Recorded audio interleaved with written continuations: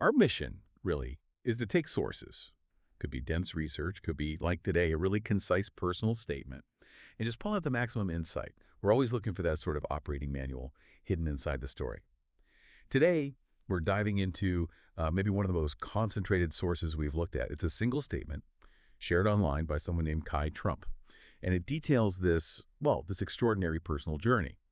The source itself is incredibly direct. It talks about an incredible opportunity to attend the Ryder Cup with a family member, and then adds this piece about active engagement. So it's not just, I went on a trip. It feels more like a blueprint. Okay, let's unpack this. What are the critical pieces here? What defines this as a high-value experience? Yeah, it's fascinating because it blends three things, doesn't it? Three distinct elements that make it, well, really powerful for analysis. We could almost call it a trinity of impact. You've got the specific high-profile event that's the Ryder Cup, then the very personal relationship context with my grandpa, and Mhm. finally, this deliberate act, I documented the whole journey.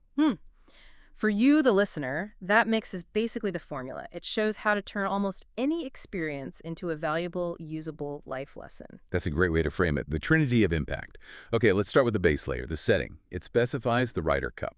Now, if it had just said, I went to a fun event, well, there's not much to analyze there, is there? But naming this event, this huge global golf competition, it immediately sets a certain tone.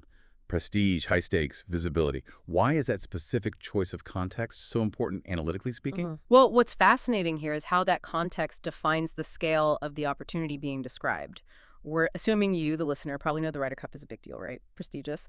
So the analytical payoff is that it gives this public verifiable frame to what's essentially a personal story. It's not just a day out. It's an environment where, history is being made, national pride, intense competition. It's all happening right there. Right, it's a spectacle. Exactly. Think about comparing attending the Ryder Cup to maybe, I don't know, a local golf tournament. The local one. A nice memory, sure. Yeah. But the Ryder Cup. That's defined by media, huge crowds, elite athletes under immense pressure.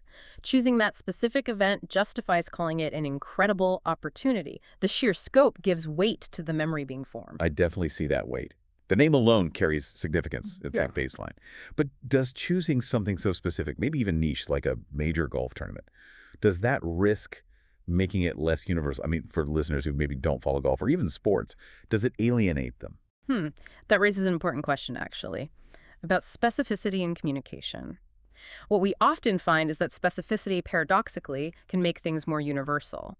You don't need to know the rules of golf to understand high-stakes competition, right? Sure. If you swap Ryder Cup for, say, major business merger talks or the Olympics, the dynamic is similar. The person is in this environment where performance, teamwork, pressure, it all matters intensely. So the specifics create a clearer picture of the type of pressure or significance. Precisely. The setting provides this high-resolution backdrop. You're not just saying, I learned something. You're saying, I learned something while witnessing the absolute peak of professional teamwork under pressure, that huge external context.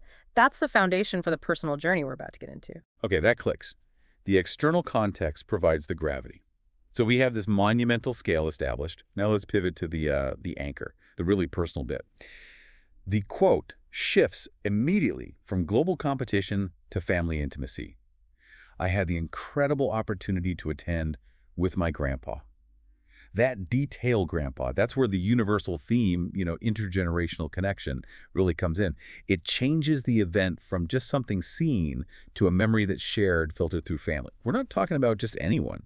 A grandpa implies history, maybe shared interests, maybe even passing down wisdom. Yeah, and if we connect this to the bigger picture, that relationship detail, that's the emotional core of the whole statement. The real value, as presented here, isn't just seeing the golf. It's the shared experience, the journey with the The grandma. relationship becomes the guide. Exactly. It's the essential internal filter needed to process such a massive external event. I mean, without that filter, the Ryder Cup could just be noise, chaos. Amazing athletes, sure, but maybe overwhelming. With the grandpa there, it potentially becomes a mentorship moment, a chance to absorb lessons. Lessons about what?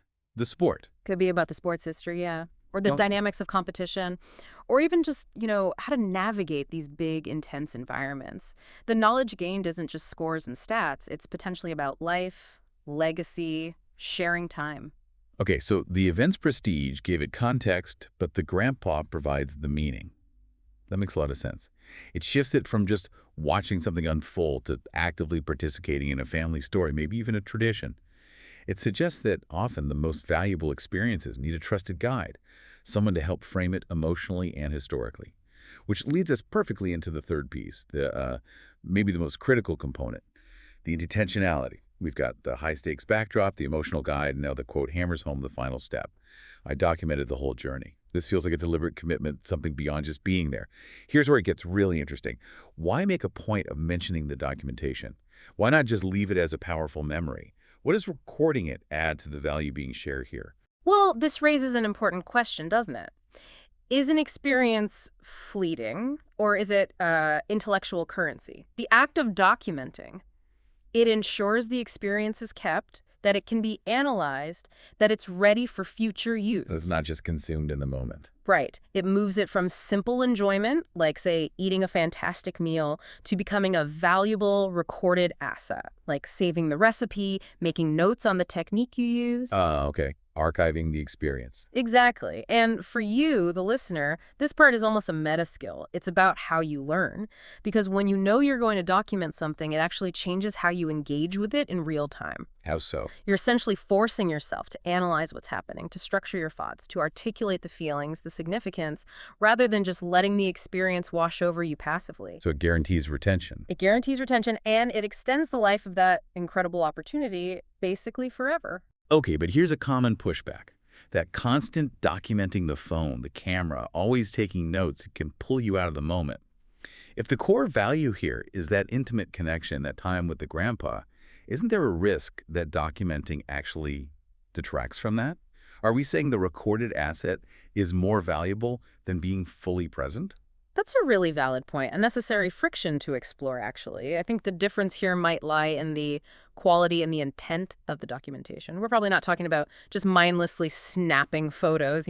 Right. The phrase documented the whole journey suggests something more systematic, maybe notes, reflections, a narrative, not just random captures. That level of intention suggests the experience itself was framed, perhaps from the start, as a learning project. As something to be mined for insights later. Precisely. If you go into an event knowing you need to document the lessons for later use, it can actually force a higher level of analytical presence. Your focus shifts a bit. It's not just, am I having fun, but also, what's important here? What must I capture to make this knowledge durable? Okay. So it signals that the learner saw this as long-term value, not just short-term fun. Yes. Documentation becomes the commitment. It's how you turn that fleeting enjoyment into solid, lasting wisdom. Got it. The documentation acts as the final catalyst, turning potential learning into something verified, transferable. Okay, so we started with just one quote, quite concise. We pulled out these three threads: the event, the relationship, the documentation.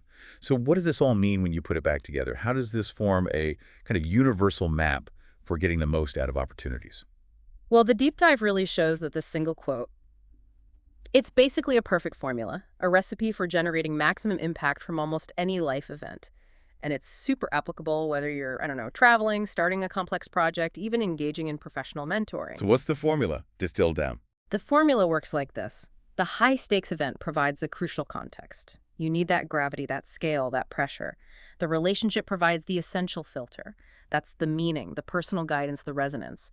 And then the documentation provides the non-negotiable durability. That's the preservation, the ability to reuse the knowledge. Context, filter, durability. Exactly. You really need all three for an opportunity to go from just being a nice story to becoming a profound, repeatable source of insight and knowledge. That makes perfect sense. So the key takeaway for you listening is really understanding that the most valuable moments, the big learning opportunities, they often aren't just accidental. They seem to be engineered, consciously or not, through this combination, putting yourself in significant situations, ensuring you have a meaningful relationship to help you navigate it, and, critically, making that active choice to capture and process what you learn. It's really a template for deliberate learning, deliberate memory creation. Couldn't have said it better myself. Fantastic. That feels like exactly what we needed to pull from this source. We started with Kai Trunk's personal statement, and we've ended up with this universal blueprint: event, relationship, and record keeping. How to turn an incredible opportunity into lasting documented knowledge. Which leads nicely into a final thought, maybe something provocative for you to consider, building directly on that documentation piece. Given the intent here was explicitly to create this record, If you were to approach a big experience in your own life, maybe a challenging new role at work or a difficult but important personal journey, if you went into it with the absolute certainty that you had to document the entire thing meaningfully, how would knowing that upfront change your priorities? How would it change your actions while you were living it? Hmm. Does knowing you have to record it force you to focus more on the lessons, maybe even less on immediate comfort or discomfort? Something to definitely chew on as you think about your next big opportunity. Thank you for joining us on this deep dive into, well, structural analysis and maximizing experience. We'll see you next time.